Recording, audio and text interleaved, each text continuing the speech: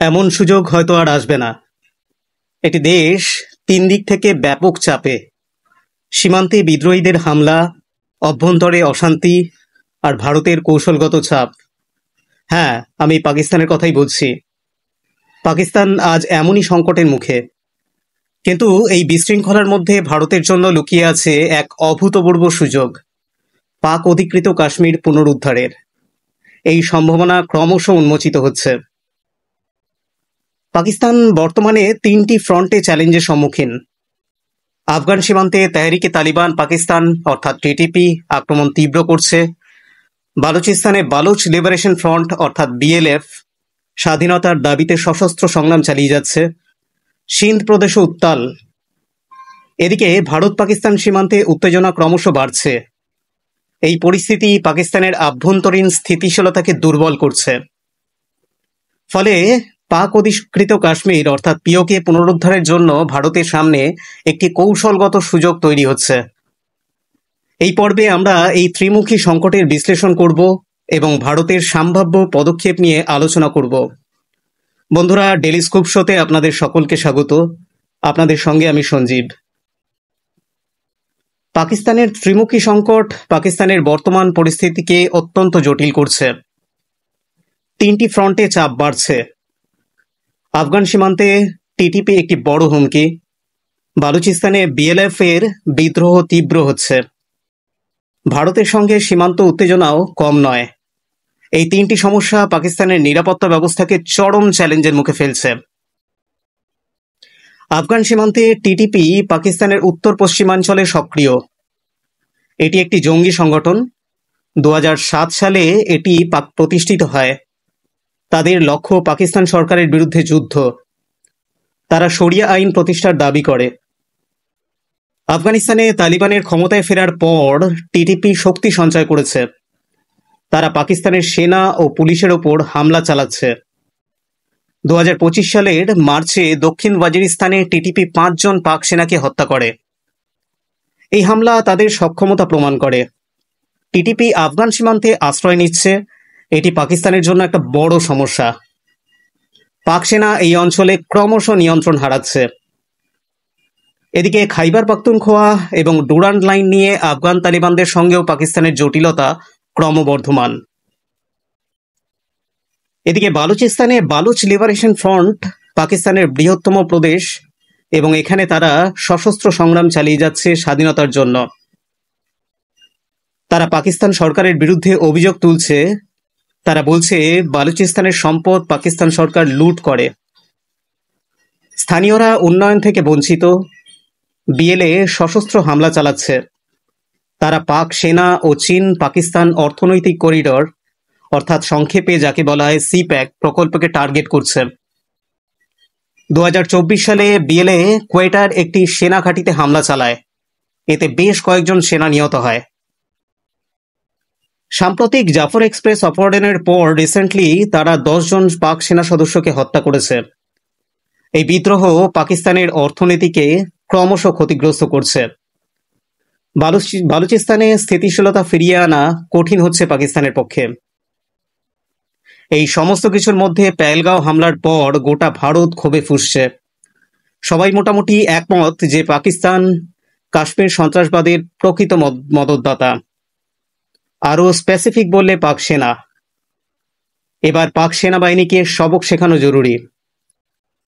ইতিমধ্যেই ভারতীয় কূটনীতিকদের আফগান বিদেশ মন্ত্রকের সঙ্গে বৈঠক হয়েছে। টিটিপি ওয়েস্টার্ন ফ্রন্টে অ্যাক্টিভ।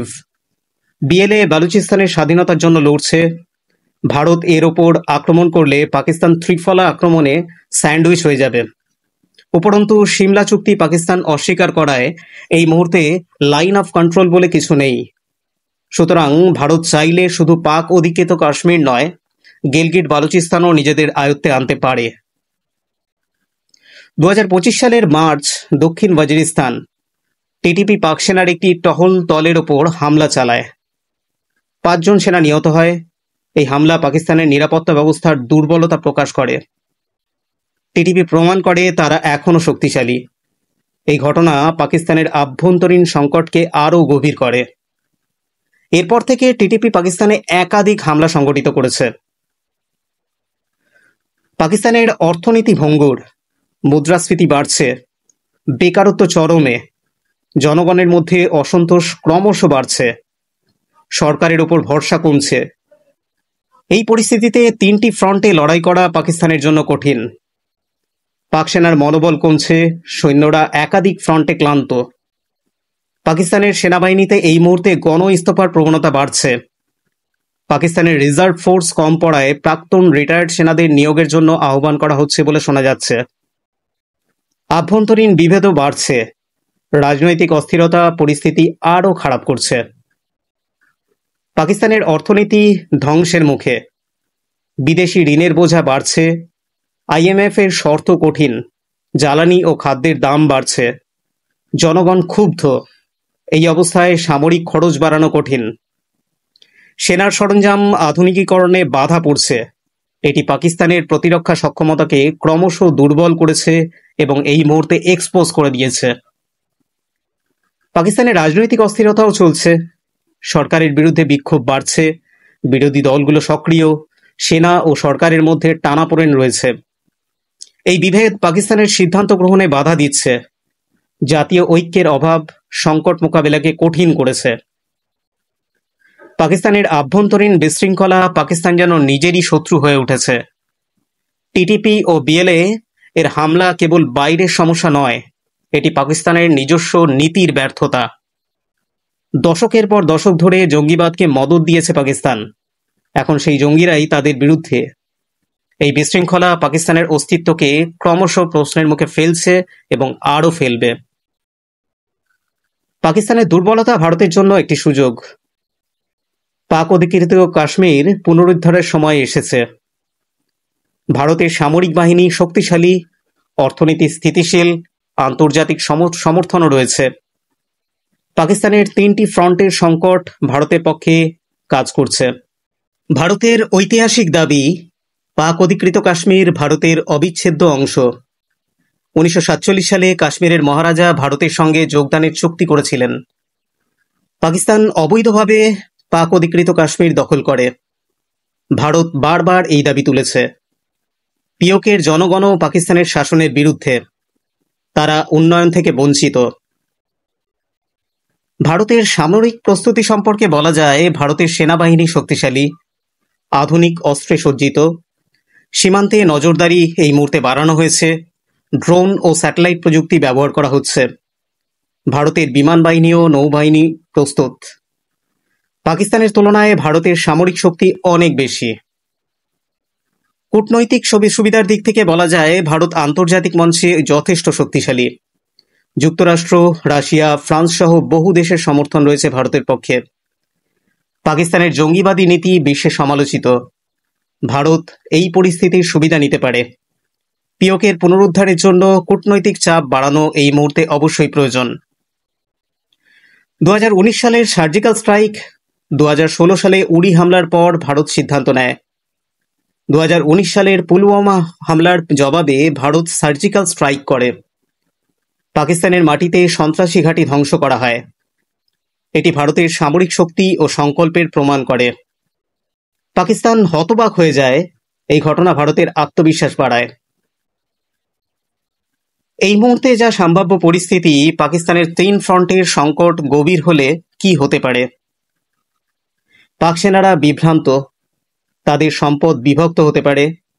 ভারত এই সুযোগ কাজে লাগাতে পারে। পাক অধিকৃত কাশ্মীরে অভিযান চালানো এই মুহূর্তে অবশ্যই সম্ভব। স্থানীয় জনগণের সমর্থনও পাওয়া যেতে পারে। সামান্য ঝুঁকি রয়েছে, যেহেতু পাকিস্তান সামরিক শক্তিধর দেশ, যুদ্ধ হলে পরিস্থিতি জটিল হতে পারে। আন্তর্জাতিক সম্প্রদায় হস্তক্ষেপ করতে পারে। ভারতকে সতর্কতার সঙ্গে এগোতে হবে। সামরিক পদক্ষেপের পাশাপাশি কূটনৈতিক কৌশল অবশ্যই জরুরি। ভারত কূটনৈতিক চাপ অবশ্যই বাড়াবে। পাক অধিকৃত কাশ্মীরের জনগণের অধিকার নিয়ে প্রশ্ন তুলতে পারে ভারত।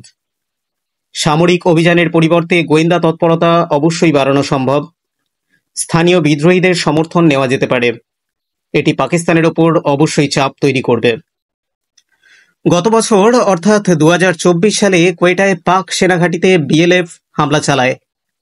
এটি একটি সাহসী অভিযান ছিল। বেশ কয়েকজন সেনা নিহত হয়। এই হামলা বিএলএফ এর শক্তি প্রমাণ করে।